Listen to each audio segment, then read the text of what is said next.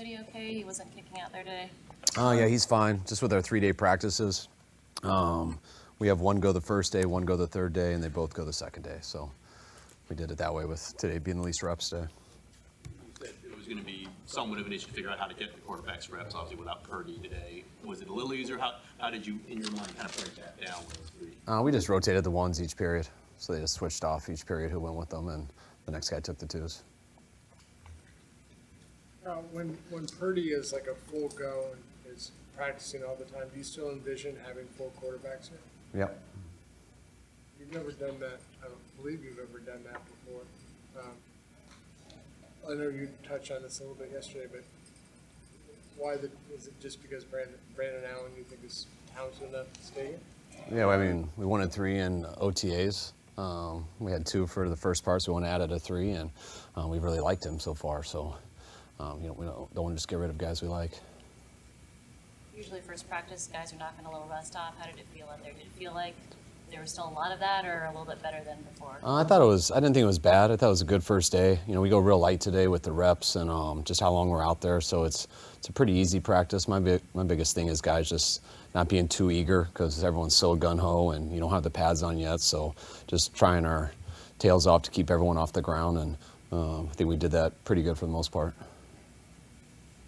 For that defensive end starting position opposite Bosa, is it a competition between Drake and Leland Farrell? And coming out of spring, how did both of those guys look?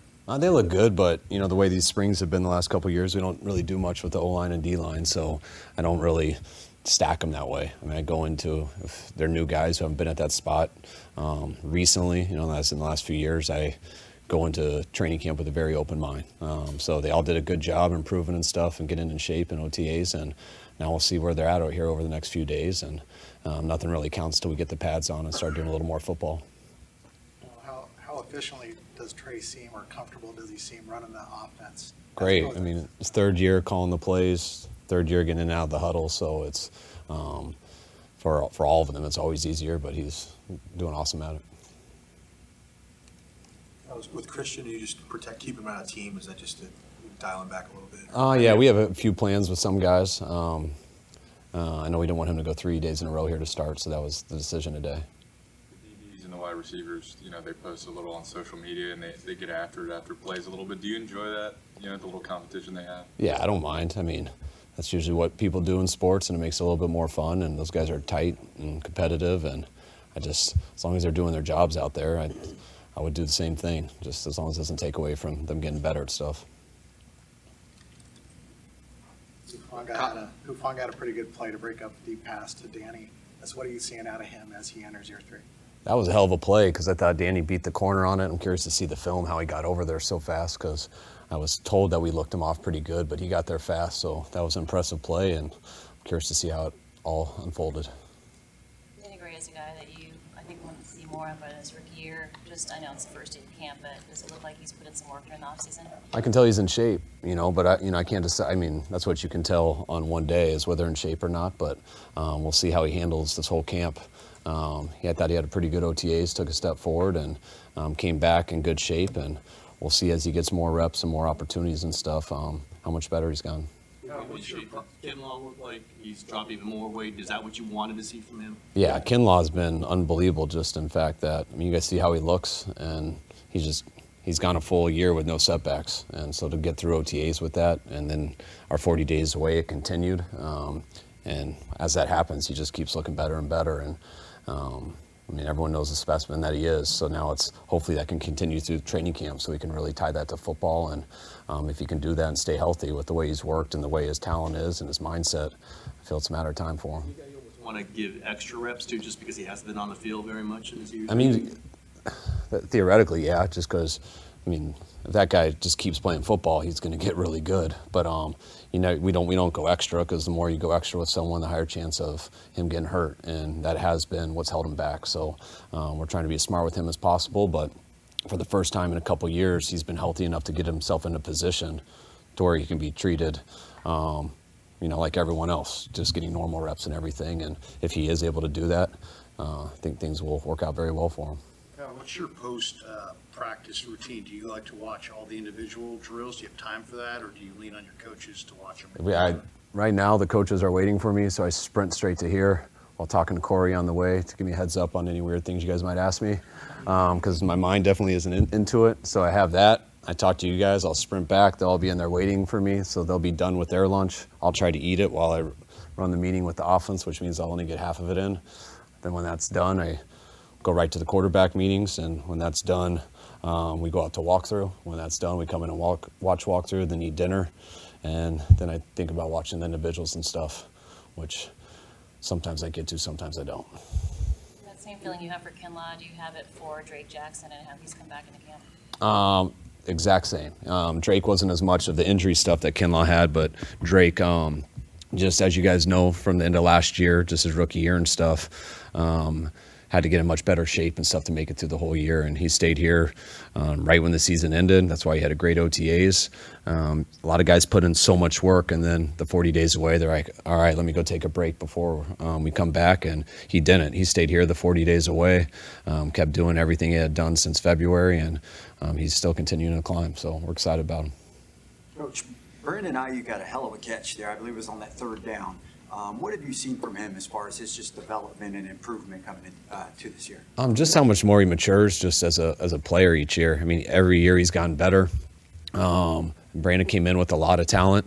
He only had 2 years in college, just coming off from JC and stuff, so he's a little raw in a couple things, especially going through that COVID year with where we really just met him on day one training camp, and then he got hurt. So he's always been trying to catch back, and each year he's done so much better. And last year I thought was the best year that he's had, and you usually know how they react to that based off the offseason. And he's been obsessed this offseason with football. You can tell he enjoys talking about it. He enjoys preparing for it, and he's truly become a pro. And the results, I think, will keep showing. What do you expect to see from your quarterbacks on day one, and what did you see from them? I don't expect a lot. I expect them to show us that they haven't gotten worse while they were gone, which, they all get pretty good in OTAs, and what we're expecting and what we do today is really exactly what they did on OTA 1. So I expect them to come out and be clean on all their footwork, clean with where to go with the ball, and just show that they've been working their 40 days away. And all our guys they had a good first day, but reps weren't high, and it was pretty basic stuff, and just keep it taking it one day at a time. And second-year receivers like Bourne and Jennings take big jumps, but they were on less crowded rosters from a pass-catching standpoint probably than Danny. So have you talked to him about what does production look like for him? What does impact look like? Yeah, just finding a role for yourself. I mean, the roles, I know what we ideally would like him to do. Anytime you're the fastest guy on the team and stuff, you are a guy who can make defenses defend all three levels.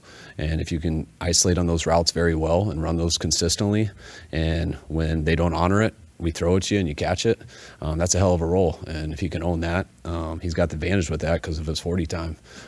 So that's a big one for him. But we also have other guys who can run too. You also don't just put guys out there to do only one thing. So you just got to develop in everything. But that's kind of what he was born to do.